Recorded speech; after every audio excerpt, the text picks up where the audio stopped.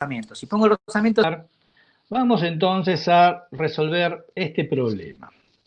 ¿Sí? La idea es ver cómo funciona un cohete. ¿Sí? Y para poder, en realidad, tanto digo como un cohete, puede ser cualquier sistema de retropropulsión. Nosotros tenemos, lo que quiero calcular desde el punto, que ustedes pueden calcular desde el punto de física 1, es, bueno, ¿cuál es la fuerza que impulsa el cohete? Cuando hablamos de fuerzas, siempre hablamos de interacciones. Pero el cohete funciona, el motor del cohete no requiere ninguna interacción para funcionar. Funciona siempre igual, ¿sí? Siempre, o sea, no necesita ningún otro cuerpo para interactuar. El cohete lo que hace es quemar parte de su masa y enviarlo en el sentido contrario a su movimiento. Entonces, lo que queremos hacer ahora es entender, ¿sí?, cómo es que se acelera el cohete. Y ya tenemos las herramientas porque sabemos sistema de partículas. Entonces ya tenemos las herramientas para poder ver esto que es tan complejo, ¿sí?, cómo funciona un motor a retropropulsión, cómo funciona un cohete. No sé si a ustedes les gustó, pero a mí cuando yo era chico me encantaba andar con canitas voladoras, armé canitas voladoras, ¿sí? Me gustaba la química, así que un poco de química aprendí, y quemaba cosas, prendía fuego y hacía cohetes, ¿sí? Cohetes que no subían más de 50 centímetros, 30 centímetros, nada, ¿sí? Y la mayor parte se quemaban solos. Pero después con el tiempo, ya en ciencias, yo ya aprendí de cómo funcionaba esto, y bueno, nunca, tampoco ahora de adulto me dedico a esto, pero siempre mi corazoncito quedó en, digamos, este tipo de poder construirme un motor a retropropulsión, un pequeño cohete. ¿Cómo se resuelve eso?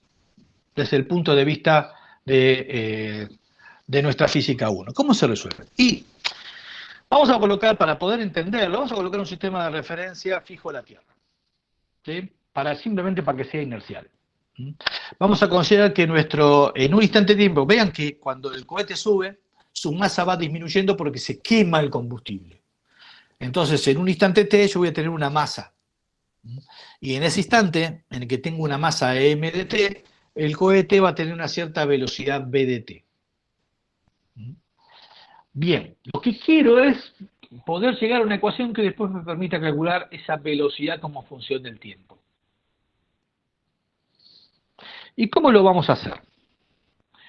Bien, para eso vamos a colocar, tenemos que considerar que pasa en dos instantes de tiempo, el instante t y un instante t más delta t.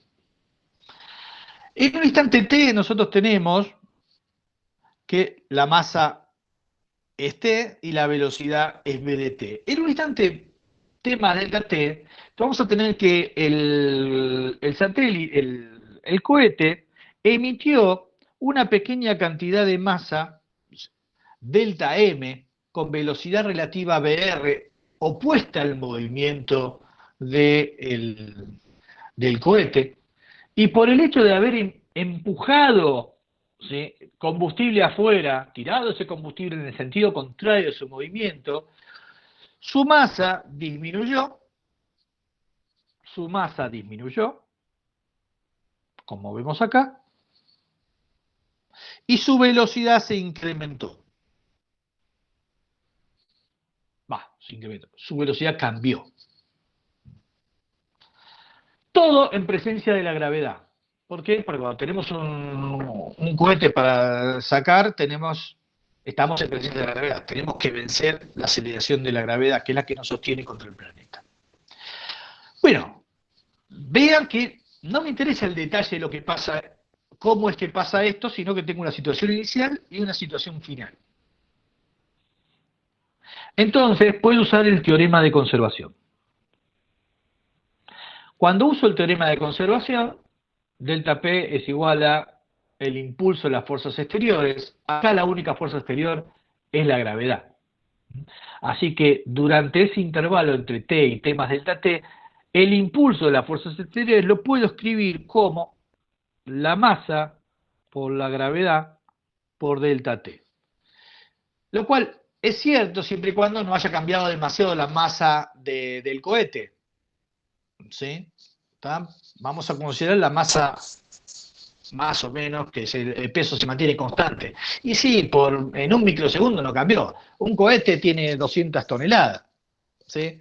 En un segundo no se vació todo. O sea, en un segundo quedarán 299.900. Sí, queda Profe, muy poquito de diferencia. ¿Sí? lo que yo pensaba que podía cambiar era la gravedad, porque rápidamente el cohete se va a elevar tanto que va a estar No, bastante el lejos de cohete la tarda Tierra. minutos en cambiar la gravedad. ¿Sí? ¿Está? O sea, Ah, ok, la ok. gravedad acá y a 2.000 metros del piso, ¿sí? A 2 kilómetros del piso, Sí, sí, claro, o sea, cuando se acerca a claro, radio ya terrestre sería, exactamente, empieza sí, a ahí cambiar. sí, Pero tarda hasta ahí minutos en tarda llegar hasta minutos, y ahí. esto es un microsegundo, ¿sí? Es muy Ah, ok. poquito. Así que todavía no se movió demasiado de su posición. Entonces, vean, el impulso lo puedo aproximar, ¿sí? A el peso por el intervalo de tiempo. Y la cantidad de movimiento lo tengo que escribir como la cantidad de movimiento al instante t más delta t menos la cantidad de movimiento al instante t. Obviamente, la cantidad de movimiento al instante t es fácil de escribir porque es la masa por la velocidad. La cantidad de movimiento al instante t más delta t es un poquito más difícil de escribir porque tiene dos términos. Uno es la cantidad de movimiento que tiene el cohete, que está escrita en esta expresión, y esta es la cantidad de movimiento del combustible emitido que está en esta expresión. Que está en esta expresión. Entonces, como podemos ver, ¿sí? Tenemos acá la suma de dos cosas. La velocidad, vean que acá en esta velocidad es la velocidad del combustible, del pequeño elemento de combustible visto del sistema de referencia O. ¿Por qué? Porque VR era la velocidad relativa al cohete cuando fue expulsado. Así que la velocidad respecto de O va a ser la velocidad del cohete más la velocidad relativa. Bien, entonces ahora vamos a hacer esa cuenta. Vamos a usar esa cuenta. Esta cuenta. Bien, entonces lo que tengo, vamos a hacer esa cuenta. Acá me van a aparecer enseguida. Vean que en este primer término escribí las ecuaciones que habíamos dicho antes. Acá lo que hice fue hacer esta distributiva. Después lo que hice fue acomodar un poco los términos, poner lo que va con B de T, o sea, estos dos términos, los acomodé acá. Este término pasó al otro lado. Y después lo que hice, vean que esto es M de T más delta E más delta T. Así que esto lo escribí de esta manera.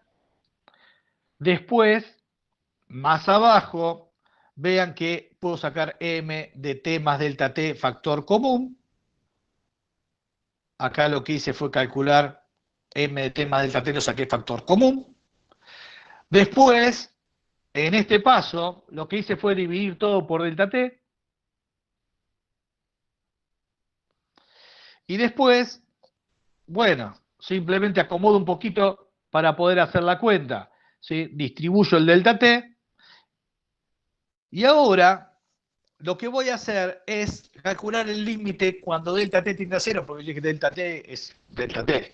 ¿Sí? Era un microsegundo, era algo muy chiquito. En el límite, cuando delta t es igual a cero, tomo el límite de un lado y del otro del miembro, y me queda, cuando tomo el límite de delta t tendiendo a cero de un producto los límites es el producto de los límites. El límite de un producto es el producto de los límites. ¿Se acuerdan de eso?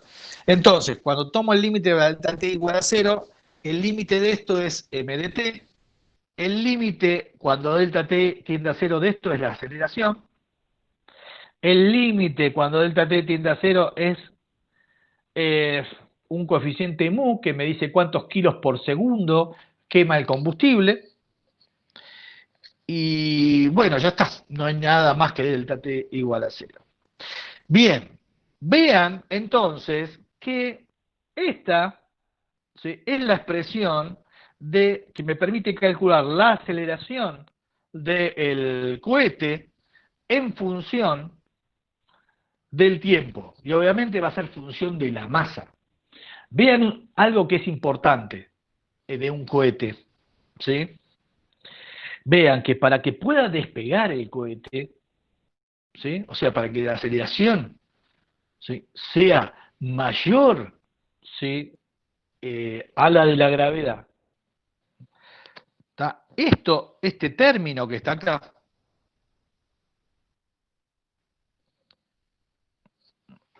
¿sí?, ese término que está acá, tiene que tener sentido contrario, ser positivo, o mejor dicho, tiene que tener ese vector que está ahí, tiene que ser un vector hacia arriba, o sea, en la dirección contraria a la gravedad.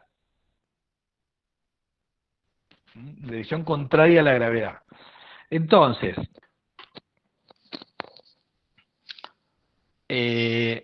vean, porque me parece que quizás esta ecuación vectorial, vean, nosotros pusimos un sistema de referencia así, x para arriba.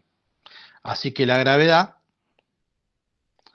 es menos g en la dirección y. BR, ¿se acuerdan que era un vector que estaba para abajo? ¿Sí? O sea, era menos BR en la dirección y. La aceleración tiene dirección y. Así que esta ecuación la puedo escribir, la voy a escribir en el anotador. Esa expresión la puedo escribir como m por la aceleración como función del tiempo. Va a tener que ser igual a mu por BR menos G. Me falta la masa acá, M. Voy a escribirlo bien, menos M por G. Colocando el sistema de referencia, me queda una ecuación escalar, entonces es más fácil de entender. Para que el cohete empiece a subir, esta aceleración tiene que ser positiva. Por lo tanto, esto tiene que ser mayor que 0. Por lo tanto, esto mu por BR tiene que ser mayor al peso de todo el cohete. Pero a ver, mu era cuántos kilogramos por segundo expulsa el cohete. Y BR es la velocidad relativa.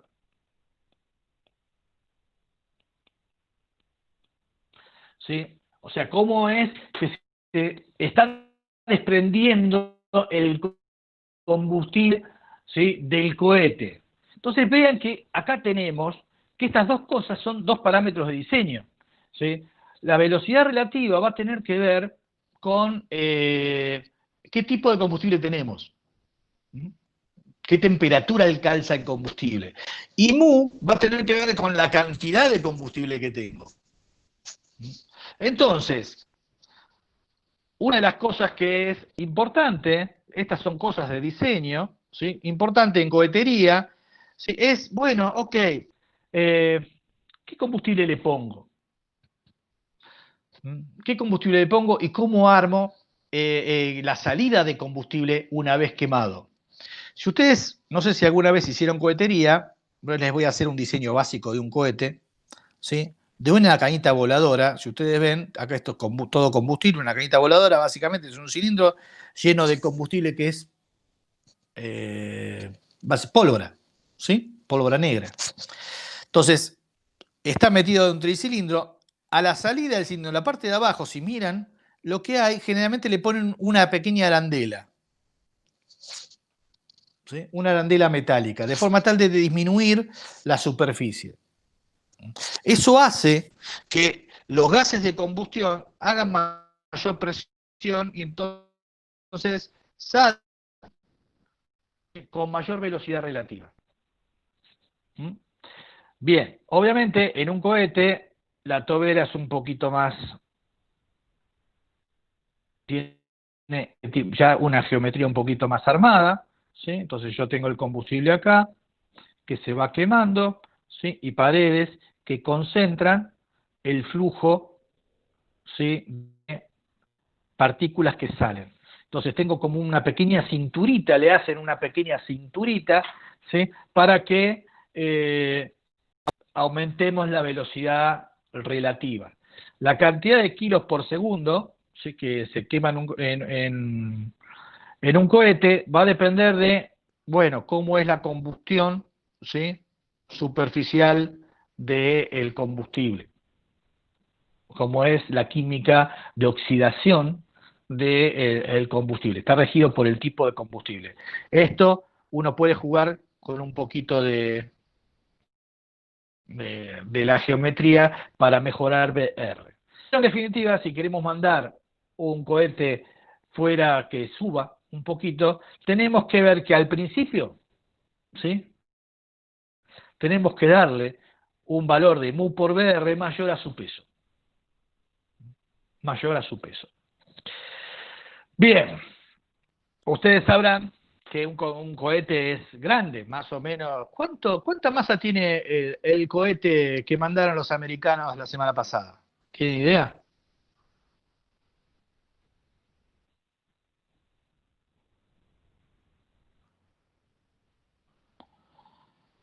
No. Bien. ¿Alguien tiene una idea? ¿Leyó algo de eso? ¿Le gustó? ¿Lo miraron? No, no. Bien. A ver, vamos a dar un orden de magnitud. 200 toneladas. ¿Sí? ¿Les parece mucho? Sí. Muy bien. 22.800 kilos. 22 toneladas. Ok. Bien. Muy bien. Porque es de los nuevos. ¿Sí? De los nuevos. Pero, más o menos, ¿sí? Esto es un problema de diseño de un cohete. ¿Sí? De problema de retropropulsión. Es fácil, ¿sí? Bien, les pido que vamos a resolverlo, ¿sí? Y eso sale todo de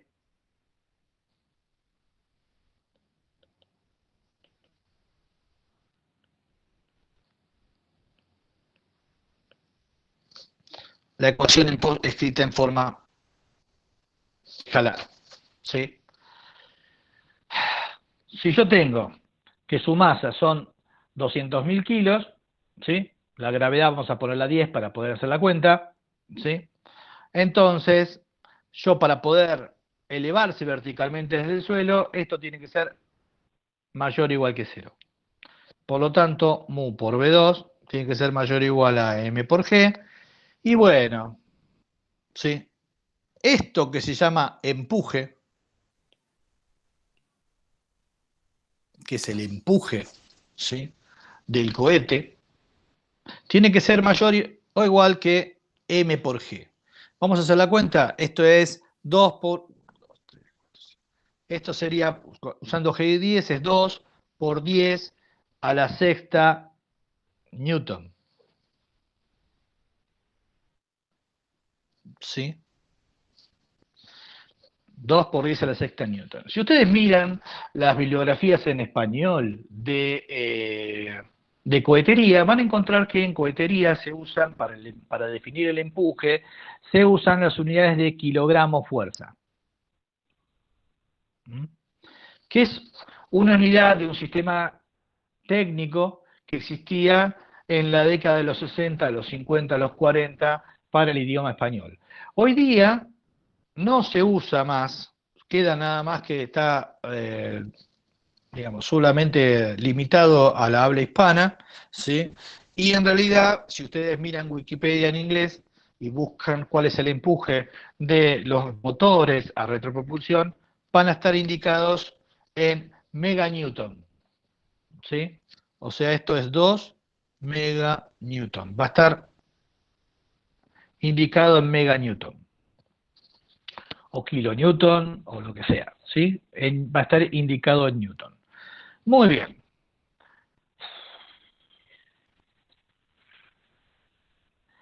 Y el punto B es relativamente fácil, ¿sí? Porque si expulsamos gas, nos dan la tasa de quema del gas, o sea, nos dan cuánto vale mu, podemos calcular B2, tiene que ser mayor o igual que mg sobre mu.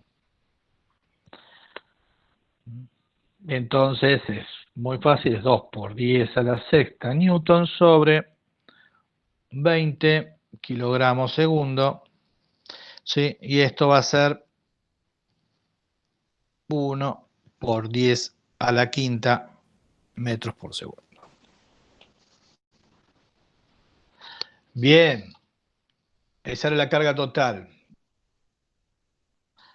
Ok, bien. Vieron que no es fácil de mandar a alguien afuera, ¿sí? 22 toneladas era la cosa final, pero al principio tenían más o menos 500 toneladas. Bien, nunca es fácil mandar las cosas al espacio, nunca es fácil, ¿sí?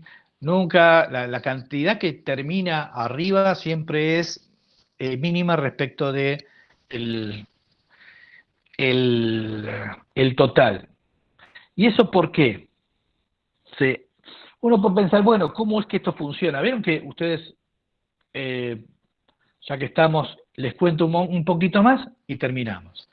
Vieron que los cohetes que se usan ahora no son de una etapa. Los cohetes son grandotes, ¿sí? Y después tienen otra etapa, y después tienen otra etapa, y después tienen la etapa final. Vienen por partes, ¿sí?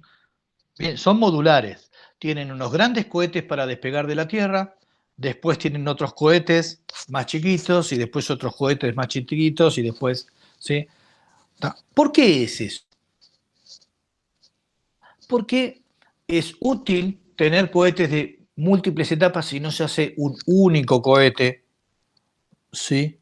De una única etapa. Esto es poco eficiente. Y cuando digo esto, es el cohete de una etapa. Un cohete de una etapa es poco eficiente. ¿Por qué? Y lo vamos a ver rápidamente en esto. Yo si tengo un cohete, vamos a analizar lo que pasa a un cohete de 3 etapas. Lo voy a dibujar acá en forma horizontal. Supongamos que tenemos un cohete de 3 etapas. Esta es la etapa 1, 2, y la carga, ¿sí? Útil está acá. ¿Sí? 1, 2, 3. Yo puedo llenar casi toda la masa del cuerpo de las etapas que son de impulsión, ¿sí? Son todas combustible. Todas. ¿Sí? En la última etapa, ¿sí? Esto ya no es combustible. Simplemente está, ahí lleva soporte de vida, la carga útil y el combustible de retorno. Pero las primeras 2 etapas en general son solamente combustible. Ahora, no es todo combustible, porque las paredes no son combustible. Entonces, cuando el cohete se impulsa, ¿sí? Fuera de la Tierra, una vez que se vació el de combustible de la etapa 1, seguir llevando la etapa 1 en cuesta, sería llevar material muerto hacia arriba. Entonces, lo que hacen, ¿sí? Es desprenderse de la etapa 1, una vez que se termina el combustible, se desprenden de la etapa 1 y siguen con la etapa 2. Esa ventaja hace que, bien, ¿se acuerdan que la aceleración es mu por BR menos M por G? ¿Sí? Saquemos la gravedad para poder hacer la cuenta, ¿sí? Y vean que la aceleración va a ser mu por B la velocidad relativa dividido la masa total. Si nosotros nos desprendemos de toda la carrocería que no necesitamos, podemos acelerar más.